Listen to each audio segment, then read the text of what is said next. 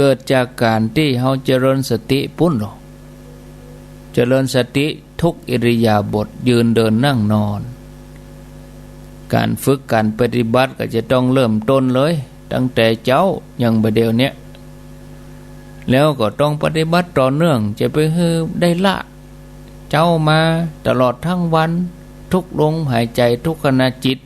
จนกระทั่งหลับไปนะเขาจะไปภาวะพะวงไปห่วงว่าวันนี้เขาไม่ได้ภาวนานะวันนี้เขานั่งรถติดไฟแดงเขาสงบ1 นาทีช่วงขณะที่เขานั่งในรถเขารอไฟเขียวออกเขาบักกวนกวายอย่างเขาบักจมบักอย่างเขาก็เป็นภาวนาแล้วช่วงขณะรถติดไฟแดงนะที่สำคัญคือเขาพอว่าจิตของเขาตอนนั้นเป็นอย่างใดเขานั่งในรถกะเขายืนกะเขาเตียวกะเขานอนกะเขาเข้าห้องน้ำอยู่กะอย่าเนี่ยไม่จำเป็นที่จะต้องว่าต้องนั่งภาวนาอย่างเดียวอย่างอันบางทีนั่งไปชั่วโมงได้ก็เจ็บหัวเข่านี่หรือบางอันเขาลองไปงานหลายๆคนนักตีวุ่นวายแล้วเขามาพอจิตของเขานี่ถ้าจิตเขานิ่งนะโอ้เขานิ่งอยู่หันนะโอ้อันเนี้ยญาติโยมภาวนาได้แล้วเนาะแต่ละคนเปิ้นก็ต่างมีแนวทางการดำเนินชีวิตของตัวเองเนาะบางคนก็จากโลกไปเมื่อหนุ่มเมื่อน้อย20 30 40 50บางคนก็70 80บางคนก็90 100ก็มีแนวทางการปฏิบัติปฏิปทาก็บ่เหมือนกันมันจะไปกึดหนักจะไปกังวลในเรื่องนี้พยายามมีสติปล่อยทุกสิ่งอย่างเป็นไปตามปกติแล้วก็ดูจิตของเฮาจิตของเฮาสงบนักขึ้นภายใต้สิ่งแวดล้อมที่วุ่นวายนะมันจะสงบนิ่งเหมือนน้องน้ำที่ใสในแพะในป่าญาติโยมเฮาเคยไปหันน้ำในป่าเขามันใสนะหันโขดหินหันปลาเนี่ยบางทีสัตว์ทั้งหลายมาหันใส่น้ำใสก็อยากจะดื่มเนี่ยอยากจะกินเฮาจะเข้าถึงสภาวะธรรมทั้งหลายสภาวะธรรมทั้งหลายถึงหมดถึงมวลคือตัวสังขารเฮาจะเข้าใจอย่างแจ่มแจ้งแล้วเฮาจะได้รู้ถึงความอัศจรรย์ของธรรมะแต่ประเด็นนี้เฮายังไม่ได้ปฏิบัติเฮาก็บ่ฮู้นะเวลานั่งไปปฏิบัติไปฟุ้งซ่านนักเข้าโอ้ญาติโยมอันนี้บ่ควรจะไปวิตกเรื่องนี้พยายามรักษาจิตของเฮาให้อยู่กับปัจจุบันเมื่อเกิดความรู้สึกอันหยังขึ้นมาภายในจิตเฮาก็ตยพอเฝ้าพอหูแล้วบ่ปล่อยวางบ่ใช่ไปปรุงแต่งนะจะไปแม้แต่หวังที่จะบ่ให้มีความนึกแม่บ่แค่นึกอันหยังนะจะไปหวังมันถึงนึกเพราะเป็นธรรมชาติของจิตถ้าเฮาพิจารณาไปจิตดวงนี้เปิ้นก็จะเข้าสู่สภาวะปกติของธรรมชาติของเปิ้นบ่มีการแบ่งแยกระหว่างความดีความชั่วหนาวร้อนเวจ้าบ่มีเฮาบ่มีเขาบ่มีตัวตนบ่มีอันหยังเป็นของมันอย่างอันเมื่อเฮากำลังไปกาดไปลีเฮาขับรถเฮาทำงานอันหยังยิ่งเฮาพบปะผู้คนเฮาจะต้องดูจิตเป็นพิเศษ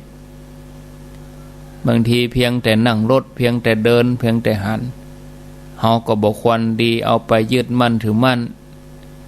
เนาะท่านผู้ฟังบอกว่าเฮาจะอยู่ที่ไหนหูจักตัวเองปฏิบัติตัวเองดูจิตเมื่อเกิดความสงสัยก็เฝ้าดูเกิดตรงไหนดับตรงนั้นเหมือนกับว่าเฮาเดินไปตามถนนขับรถกาเดินไปกาบางทีบางคนพบสิ่งกีดขวางเฮาก็ฟังเห็นรถสมาติดตั้งหน้ามันติดอย่างล่ำเหลือนี่บางทีมีอุบัติเหตุตั้งหน้าบางทีเมื่อเฮาเกิดกิเลสเครื่องเศร้าหมองเฮาก็ หูเต้าตันหูเต้าตันปัจจุบันขณะบางทีเฮาก็บ่ต้องไปกึดถึงว่าอุบัติเหตุตั้งหน้าสิ่งกีดขวางบางทีเฮาอยู่กันที่20-30รถกันหน้าเปิ้นก็ย่ำได้ไปเตื้อเพื่อเจ้าหน้าที่เปิ้นคลี่คลายการจราจรไประบายรถเฮาขี่ไก่ตอนอันเฮาหันก็ตอนอันเป็นอย่างอี้โลนี่แต่ยะถ้าวางได้อย่างอี้แปลงใจไว้ตัดนี้ได้นะแต่ช่วงขณะที่เฮาอยู่ปลายแถวกันที่20-30มันวุ่นวายหรอเดี๋ยวก็พอนาฬิกาบัดตันละลาดตำราเฮาหูอีเฮาเตียวไปดีกว่าอีหมะเนี่ยกึดไปซะปะหูอีเอารถเครื่องมาตึงดีอีหมะเอารถเครื่องมาฝนตกหูอีเอารถยนต์มาตึงดีอีหมะเนี่ยจิตมันจะอยู่ที่เก่าแต่รถแต่ละคันเลื่อนไปไปหันอุบัติเหตุตั้งหน้ารุนแรงอินดูเพิ่นแต่โป่งได้วางได้เนี่ยจิตตัวเนี้ยจิตที่เป็นธรรมะ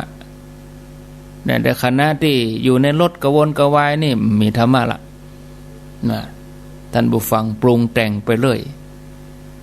นะก็รถกันหน้ามันยังบักขี่เว้ยแถมน้อยน่ะเนี่ยก็เฮาจะโวยก็เฮายังก็เปิ้นตึงไปด้วยกันเนี่ยน่ะมันก็โยมแสดงว่าบ่ได้ปฏิบัตินะท่านผู้ฟังเมื่อมีคนมาติฉินนินทามีคนมาว่าเฮาคนมาทำร้ายเฮาคนอาฆาตพยาบาทเฮาเนี่ยเฮาก็บ่ควรจะมีความเกลียดความโกรธอยู่ในใจเฮาจะต้องมีเมตตากับเขาต้องมีความฮักมีความเมตตาต่อผู้ที่มาทำร้ายเฮานะแต่ที่เฮาจะว่าให้ตอบเฮาควรจะมาพิจารณาตัวเองนี่พิจารณาว่าเฮาบกพร่องที่ไหนหรือบางอันก็ต้องขอบคุณที่เขาสนใจเฮานี่เขาติดตามเฮาทุกอย่างบ่ว่ากรรมการกระทำไปเนี่ยอันยังเขาขอบคุณที่มาติดตามที่มาสนใจเกิดนี่ก็สบายใจหรือบางอันก็พอว่าที่เขาว่าเฮาอาจจะบกพร่องไปกะถ้าเฮาบกพร่องไปเหี้ยเฮาก็แก้ไขเปลี่ยนแปลงแต่ถ้าเฮาเกิดว่ามันดีแล้วแต่เขายังตำหนิอยู่ก็แสดงว่าเขาทำเหมือนเฮาบ่ได้มันก็เขาถึงทุรนทุรายเดือดร้อนฮ้อนใจอันนี้เฮาก็ใจโอกาสตัวเนี้ยมาฝึกจิตของเฮาอหิงสานะแน่นอนอหิงสาคือใจที่บ่เกลียดบ่โกรธบ่โมโหโทโสบ่กึดพยาบาทปองร้ายไผจบก็จบเลยบ่ต้องไปต่อเนี่ยมันก็โยมหมายถึงว่าอหิงสานี่คือกำอู้ที่บ่ฮ้อนให้บ่กล่าวร้ายบ่นินทาเนาะว่าคนอื่นไปในทางที่บ่ดีหมายถึงการกระทำไปตัวเนี่ยอันที่บ่ดีทั้งหลายเนี่ยนะมนุษย์เฮานี่จะต้องรู้จักอยู่ร่วมกันด้วยความเมตตาเมตตากายวาจาใจกายแสดงออกมาวาจากำอู้ที่อ่อนน้อมเนาะบ่ได้ไปเสียดสีบ่ได้ไปทำลายไผโดยกำอู้ของเฮาการกระทำของเฮาก็จะต้องมีความเมตตาต่อกันหันอกหันใจกันถ้าเฮาเป็นอย่างเปิ้นเนี่ยเฮาคงจะทำอย่างอันได้เหมือนกันนะหรือบางอันถ้าเฮาเป็นอย่างเขาเฮาก็บ่คงบ่ทำอย่างอันคิดไปอย่างนี้มีความเมตตาปราณีต่อกันฉะนั้นการบ่เบียดเบียนกันต่างคนก็ต่างทำหน้าที่ของตัวเองไปถ้าเฮามั่นใจว่าเฮาทำดีเฮาก็ทำไปเอาบ่ต้องไปพอคนอื่นละเอาก็พอตัวเองอันนี้เป็นส่วนหนึ่งของชีวิตที่เฮาทุกข์ถึงวันนี้เพราะเฮาไปพอคนอื่นโดยที่เฮาบ่เข้าใจความเป็นจริงทุกคนจะต้องเป็นอันหนึ่งอันเดียวกันเป็นส่วนหนึ่งของชีวิตเดียวกันคือทุกคนเป็นญาติกันหมดในโลกนี้ เป็นเปื้อนห่วมเกิดแก่เจ็บตายเหมือนกันหมดในที่สุดก็ต้องอยู่ในสภาวะนี้เหมือนกันหมดเฮาบ่มีทางที่จะหลีกเลี่ยงไปไหนได้ฉะนั้นเมื่ออยู่ร่วมกันแล้วก็ควรจะเมตตาต่อกันสร้างความสงบเกิดขึ้นในใจจะดีกว่านะบ่ปรารถนาการเบียดเบียนแข่งแย่งชิงดีชิงเด่นอิจฉาริษยากันได้อย่างขึ้นมาเนาะควรจะมีแต่เมตตาคือสละเนาะอาสาช่วยเหลือเปิ้นขาดอันใดก็ไปเติมไปแท่งความหันอกหันใจกันเนี่ยอันนี้ก็ฝากพ่อแม่ศรัทธาญาติโยมท่านสาธุชนเป็นธรรมะประจำวันนี้เนาะ 5:45 นาทีก็จะปั่นเวลาไว้15 นาทีให้ญาติโยมได้โทรศัพท์เข้ามาก็จะเป็นรูปแบบการนำเสนอจัดรายการของอาตมาเขาก็จะเป็นอย่างนี้นะญาติโยมทำกันมาแต่เมินแล้วคือสื่อสาร2 ทางสื่อสารทางเดียวเปิดห้องวันเวสื่อสาร2 ทางคือทูเวไม่ใช่รับหูรับถาบรรยายไปหมื่นตามาสถามีไหนหมดบ่ฮู้เปิ้นว่าสื่อสารมวลชนคือ1ต้องการจะขอบคุณแต่ละสถานีที่เปิ้นรับสัญญาณ2เพื่อต้องการเช็คผู้ฟังว่าฟังจากที่ไหนตั้งใด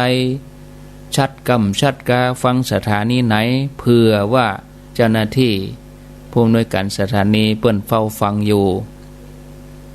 บางทีเฮาเอื้อนเอ่ยน้อยจื่อสถานีนั้นสถานีนี้ฟังอยู่ที่หั่นที่นี่สถานีเพิ่นก็จะชื่นใจคนเฮาก็เหมือนกันหรอแล้วเฮาอู้กันเฮาตักกันอู้กันนี่มันก็ม่วนดีกว่าเตียวไก่กัน0998366322เจริญปอนไปแต่เจ้าท่านพระครูจากดังใดจากไม่น้องคำต่อลีเจ้าสักเย็นดีเจ้าจะไปขายข้าวขายข้าวต้มขนมนะเจ้ากาแม่นขายคล่องเน้อเจ้าถ้าได้โทรขายแทนก็ดึงขายหมดเลยเจ้าฝนตกก่อเมืองลีวันนี้บ่ตกเจ้าตะบานี่มกเวลามกไอ้นี่ตกเจ้านี่เป็นเหมยแล้วนะเนาะเจ้าเป็นเหมยแล้วเจ้าเริ่มเย็นแล้วเจ้าเหมยตกแล้วอ่ะอากาศก็ดีนะแต่เจ้าอากาศเริ่มดีแล้วเจ้าก็ม่วนอุณหภูมิก็21 องศาตั้งเมื่อเจ้าแล้วนะเจ้าโมทนาเนอเป็นกำลังใจโดยเจ้าลีนี่อันทีก็โทรมาก่อนไปกล้าไปขายว่ากล้าแม่นขายของเนออีกก็จื่นนะอย่าคนเฮาอ่ะมันก็เนี่ยก็ดีอ่ะนะเจริญปนไว้สาเจ้าโทรจากดังใดลูกโป่งเจ้าแม่จันสมแม่จันสมฟังคลื่นไหนลุงโดมเจ้าลุงโดมชัดเจนดีกะชัดเจนดีโอ้คลื่นลุงโดมไปถึงปุ่นเทเลนาก่อนเนี่ยก็ละเด็ดดินเทเลนาก็ชัดเจนก็ได้เนาะอดเอาแหม2 วันไอ้แม่แหม2 วันที่ห้วยตองสักนี่แต่ว่าก็เห่งช่างละโอ้อาตมาก็ปิตกกังวลบัดน้อยไปกว่าญาติโยมโมทนาซ่อมเที่ยวนี้นิดใหญ่หลวงเหมือนกันอะแปลงเที่ยวเนี่ยเจริญปนการนมัสการเจ้าท่านพระครูอยู่ที่ไหนจังใดแม่อยู่แม่สุนน้อยจ้าแม่อินทนินแม่สุนน้อยฝั่งเจ้าแม่สุนน้อยเจ้าโอ้ทำแม่มันดีขนาดเนาะฟังแล้วก็ฟังที่คนเนี่ยปฏิบัติถึงวันเนี่ยอดเป็นยานั่นนะกัน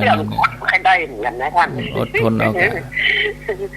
กำลังใจนะเจ้าท่านฟังโอ้ท่านหลายรอบแล้วมันแค่ติดเจ้าสาธุสาธุกับน้ำมันจัดการเจ้าแม่สุนน้อยเมืองฝางเจริญปน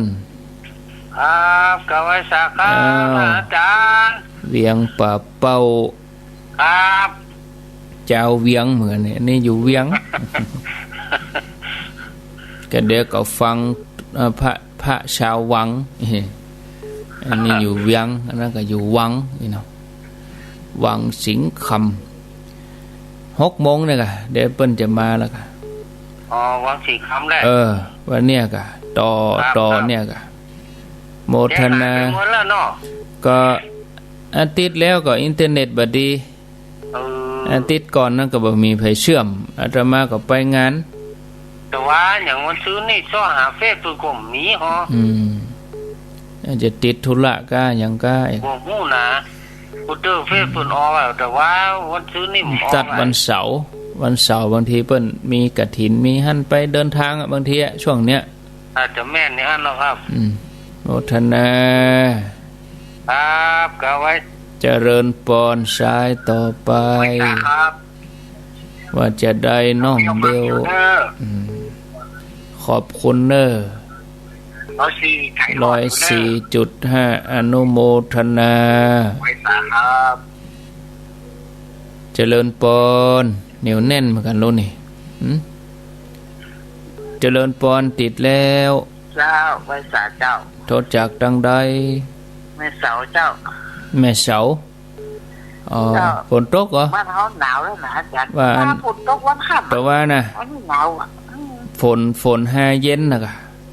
น่ากะฝนห้าเย็นคนแรงค่ำก็ฝนก็โหยแต่ว่าวันค่ำเลยกะแต่ว่านะโหเหมือนเจ้าหมูอีกกะงามันเล่นน่ะเนี่ยแต่ว่านี่ติดด้วยหล่อนี่แม่ตอนนี่แดดแฉลละเป่งแดดดีแต่มันเจ้านี่ก็อ่อยแล้วนะเดี๋ยวเนี่ยหนาวด้วยนะมาอย่างได้เบิกตามฤดูกาลเพิ่นก็เดือนนี้ปล่อยว่าวบ่ขึ้นละสงสัยโอทนาเจ้าไว้สาเจ้าเจริญปอนจากเวียงเป้าแล้วไปไหนภาษาเจ้าท่านพระครูอยู่จังใดตัดก้อมเจ้าจากเวียงเป้าก็มาเชียงใหม่เนาะเจ้ามาเชียงใหม่แม่บุญกัดก้อมเจ้าฟังชัดดีเนาะแม่บุญเนาะชัดค่ะเจ้าชัดเหมือนเดิมอนุโมทนาไว้สาเจ้าดีมีสุขแม่บุญนี่ฟังตลอดแม่บุญกัดก้อมเจริญปอนติดแล้วแสนเจ้า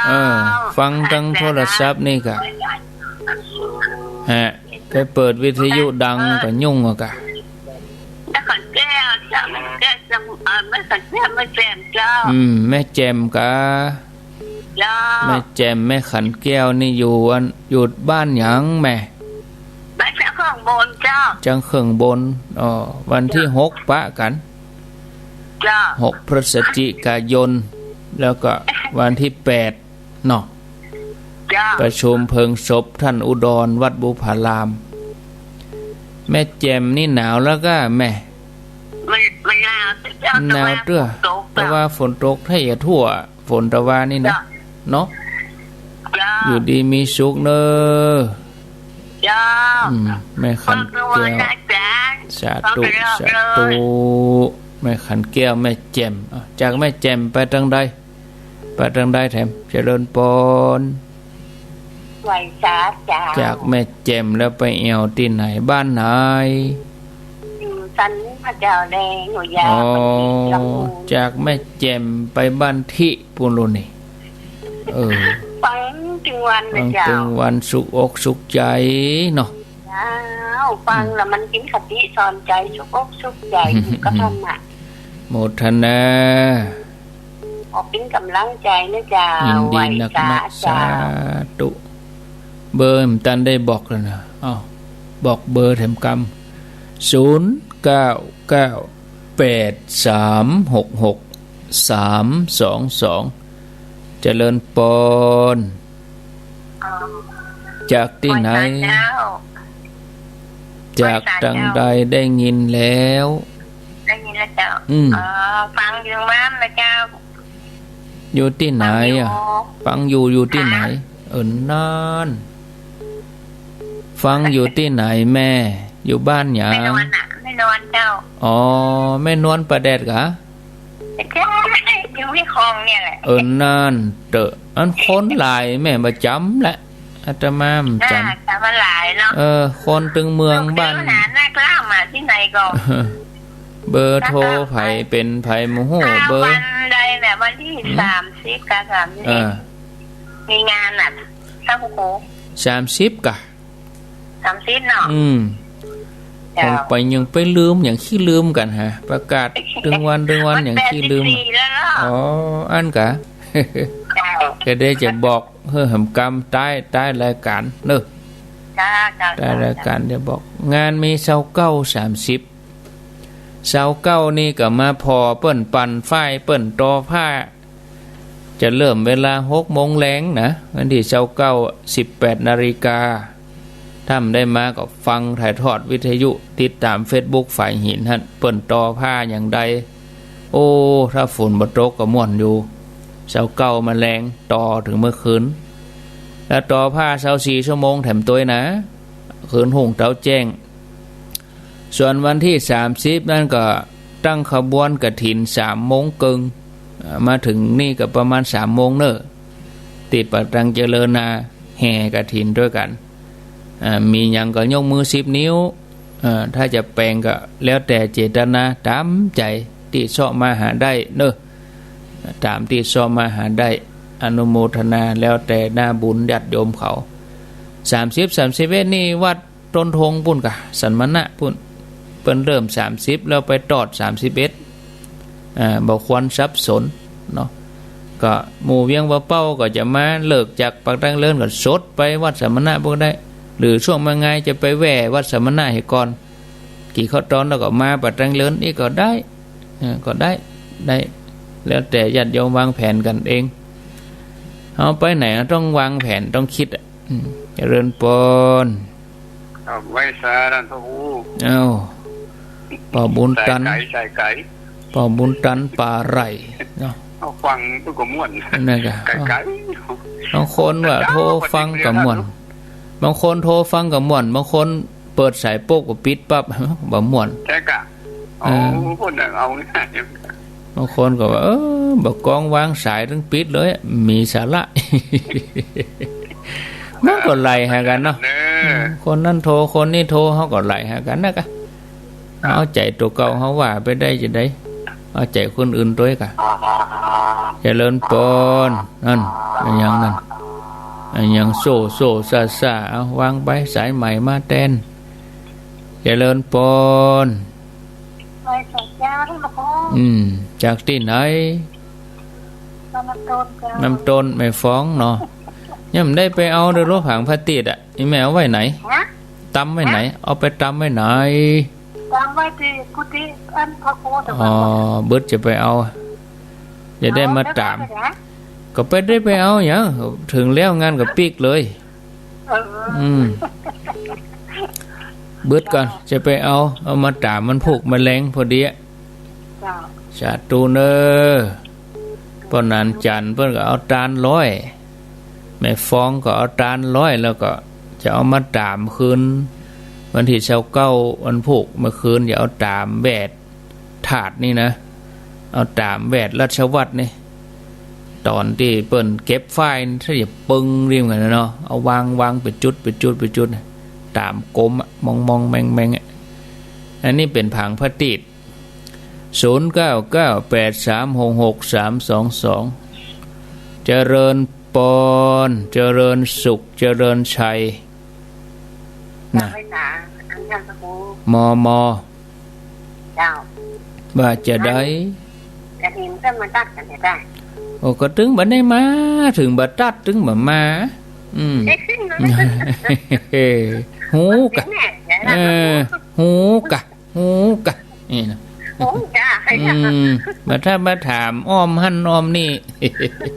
ถึงบัดตัดก็ถึงเสียดายมันไก่แท้มันก็ลักเมียวกันจนหน้าเอาจังว่าเฮาเนาะถ้าว่างก็มาแม่มันพร้อมกันเป็นงั้นน่ะถ้าบาดอุดมตัวอ่ะเจ้าถ้าว่างก็มาก็มีหยังว่าไปอันแต่ว่าเดียวกันนะเจ้าปุ่นกะปะกันด้วยนางแก้วปุ่นเจ้าดอนนางแก้วก็บ่ได้ไปปาจันก็บ่ได้ไปก็ไปว่าจบข่าวมันไก่นั่นมาครูมันหนาวไว้มันหนาวไอ้แม่ลูกเจ้าไอ้แม่นั่งรถไก่เบาไว้ เมาหัวนะเมาหัวนะไอ้แม่ไม่ค่อยม่วนเนาะไม่สารนี่เจ้าเจ้าเบื้องฝั่งนี่รับสัญญาณกันมาเมื่อเลยอู้กันไปวิสาสาปรมายาตีความคุ้นเคยนั้นเหมือนญาติเอาแถมนาทีเดียวจะได้ลาแล้วท่านพระครูเปิ้นมาท่าวังสิงห์คำเจริญปน